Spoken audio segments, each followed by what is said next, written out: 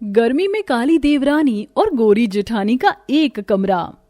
माँ, ये साड़ियाँ कहाँ से आई? मैं लेकर आई हूँ इन साड़ियों को। ये वाली मेरी बड़ी बहू के लिए और ये वाली छोटी बहू के लिए। माँ, क्या शादी के बाद भी हम दोनों भाई अपनी अपनी पत्नियों के साथ इस एक कमरे में रहेंगे? अभी तो हम लोग आपके साथ इस कमरे में एक घर में रह लेते हैं, लेकिन शादी के बाद कैसे? इस बात की फिक्र तुम दोनों से ज्यादा मुझे है। सोचा था शादी से पहले एक कमरा और बनवा दूंगी, लेकिन शादी के खर्च ही इतने ज्यादा हैं। अपनी माँ लाजो की बात सुन और घर के हालातों को देख जतिन और मदन इस बारे में कुछ और नहीं कहते। समय गुजरता है और अब दोनों भाइयों की शादी हो जाती है। नजर ना लगे मेरी दोनों बहू को। माँ जी, आपने ये काला टीका मुझे लगाया ये तो मैं समझ गई, लेकिन ये काला टीका आपने इस काले टीके को क्यों लगाया भला? इससे किसकी नजर लगेगी? अपनी खूबसूरती का घमंड दिखाते हुए लता अपनी काली देवरानी के काले रंग का मजाक उड़ाती है। माँ जी, मैं बहुत थक गई हूँ। मेरा कमरा कहाँ है? बता दीजिए, मुझे आराम करना है। लता बहू, यही तेरा कमरा है। क्या? ये कमरा? ये तो काफी ज्यादा छोटा है, मैं इसमें रहूंगी कैसे? लता, हमने तुम्हें अपने घर के बारे में पहले ही बता दिया था, इसलिए अब तुम्हें इसी एक ही छोटे कमरे में गुजारा करना होगा। ठीक है, कर लूंगी गुजारा। चलिए अब आप सब लोग बाहर जाइए, मुझे आराम करने दीजिए। लता बहू, तू इस कमरे में अपने पति के साथ अकेले नहीं रहेगी। कंचन और जतिन भी तुम्हारे साथ रहेंगे। लेकिन क्यों माँ जी? भला ये दोनों हमारे साथ क्यों रहेंगे? मैं इस काली के साथ एक ही कमरे में नहीं रह सकती। कहीं इसके साथ रहकर मेरा गोरा रंग भी काला हो गया तो? बस कर लता बहू, जब से आई है तेरी बकवास सुनती जा रही हूँ। अगर अब एक और शब्द कंचन के काले रंग के खिलाफ निकाला ना तो मुझसे बुरा कोई नहीं होगा, समझी? तुम दोनों का ये एक ही कमरे का ससुराल है, तो तुम दोनों को इस एक ही कमरे में रहना होगा। लज्जो का गुस्सा देख लता उससे कुछ नहीं कहती, जिसके बाद लज्जो कमरे के बीचों बीच एक पर्दा लगा देती है, जिसके एक तरफ कंचन और जतिन होते हैं और दूसरी तरफ लता और मदन। लता एक ठीक ठाक परिवार से होती है, इसलिए वो दहेज में कूलर लेकर आती है। वहीं कंचन एक बहुत गरीब परिवार से होती है, इसलिए उसके माता पिता उसे दहेज में एक मामूली सा छोटा टेबल फैन ही दे पाते हैं। पहली बार आज सोने में काफी सुकून मिलेगा, इतनी ठंडी ठंडी हवा में। इसलिए तो मेरे माँ बाप ने मुझे कूलर दिया है। इस टेबल फैन को क्या हो गया है? इतनी धीरे धीरे चल रहा है। आपको काफी गर्मी लग रही होगी ना? कंचन, इतना परेशान होने की कोई जरूरत नहीं है। मुझे तो इस गर्मी में सोने की आदत है। मुझे तो तरस आ रहा है। पर्दे के उस पार वालों पर ना जाने कैसे इतनी गर्मी में बिना कूलर के सो रहे होंगे। एक तो मेरी देवरानी काली, ऊपर से दहेज में कूलर भी ना ला सकी। जहां एक तरफ गोरी जेठानी अपने पति के साथ कूलर की हवा में सुहागरात मनाती है, वहीं बेचारी काली देवरानी, कंचन और जतिन रात भर गर्मी में परेशान होते हैं। समय बीतता है और अगला दिन शुरू हो जाता है। लता जैसे ही सुबह उठकर अपनी आंखें खोलती है तो उसके सामने कंचन होती है।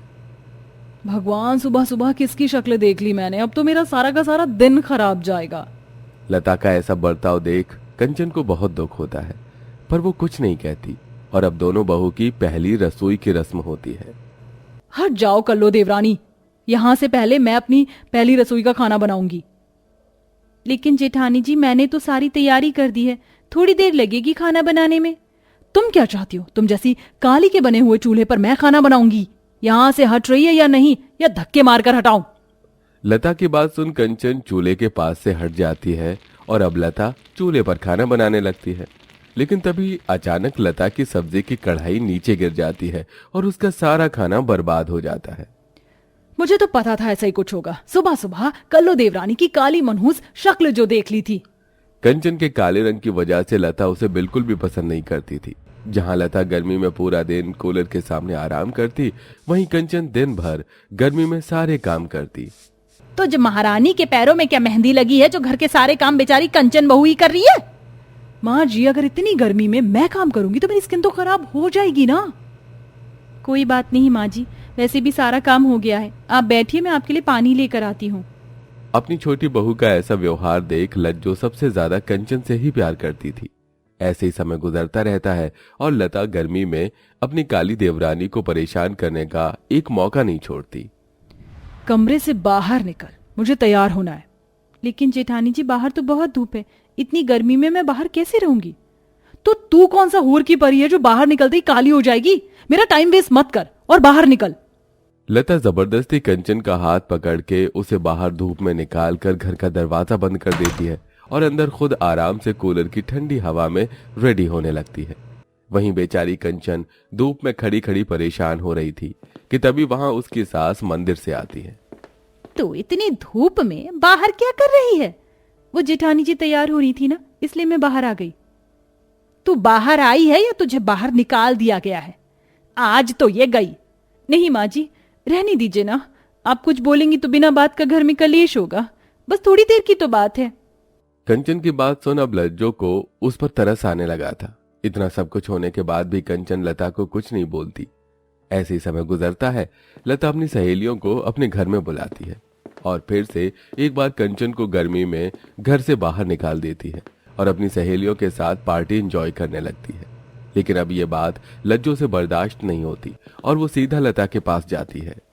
तेरी हिम्मत कैसे हुई कंचन को घर से बाहर निकालने की? मैं क्या तुझे इसलिए घर की बहू बनाकर लाई थी कि तू अपनी दोस्तों के साथ मेरे घर में ये पार्टी कर सके? 2 मिनट में अगर तेरे ये दोस्त यहाँ से नहीं निकले ना तो तुझे धक्के मार के घर से निकालूंगी, समझी? इस कंचन की बच्ची की वजह से आज माँ जी ने मेरे सभी दोस्तों की कितनी इंसल्ट की है। इसका बदला तो मैं इससे लेकर ही रहूंगी। कंचन से बदला लेने के चक्कर में लता कंचन का टेबल फैन खराब कर देती है। ये टेबल फैन क्यों नहीं चल रहा है? अब मैं इतनी गर्मी में सोऊंगी कैसे? इतना कंचन बोलती है कि तभी वो देखती है कि कमरे में कोई भी नहीं है, तो वो लता का कूलर चलाकर उसके सामने सो जाती है। तभी लता आती है। लता जैसे ही कंचन को अपने कूलर के सामने सोता देखती है तो उस पर पानी फेंककर उसे उठाती है। तेरी हिम्मत कैसे हुई मेरे कूलर को हाथ लगाने की? जेठानी जी, बहुत गर्मी लग रही थी और मेरा टेबल फैन खराब हो गया था, इसलिए सोचा आपके कूलर के सामने थोड़ी देर लेट जाऊं। अगर इतना ही कूलर में सोने का शौक है तो जाकर अपने पति से कहकर एक कूलर मंगवा ले। आज तो तूने अपने काले हाथों से मेरे कूलर को हाथ लगा दिया। आइंदा हाथ लगाया तो हाथ काट कर रख दूंगी, समझी?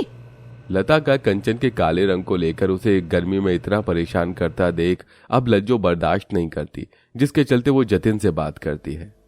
जतिन, कंचन बहू की ऐसी हालत अब मुझसे देखी नहीं जा रही है, इसलिए तू जल्द से जल्द अपने और कंचन बहू के लिए अलग कमरा बनवा ले।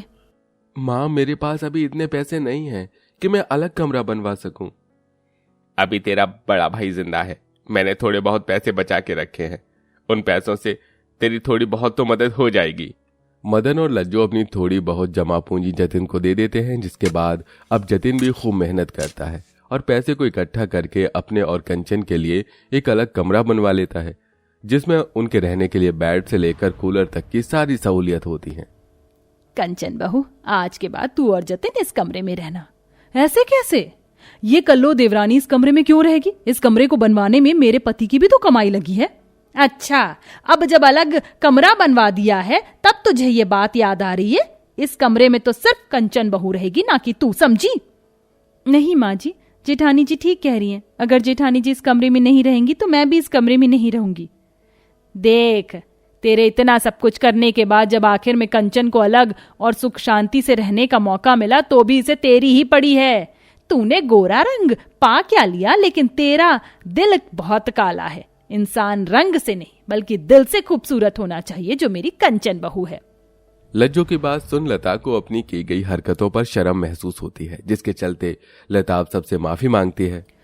माँ जी बिल्कुल ठीक कह रही है कंचन, और आप सभी लोग मुझे माफ कर देना। आज के बाद मैं कभी भी अपने गोरे रंग का घमंड दिखाते हुए किसी को परेशान नहीं करूंगी। लता को अपनी गलती का एहसास होता देख सभी उसे माफ कर देते हैं, जिसके बाद अब दोनों बहुएं अपने अलग अलग कमरे में रहती हैं और अब दोनों जेठानी देवरानी का रिश्ता बदलकर बहनों का रिश्ता हो जाता है।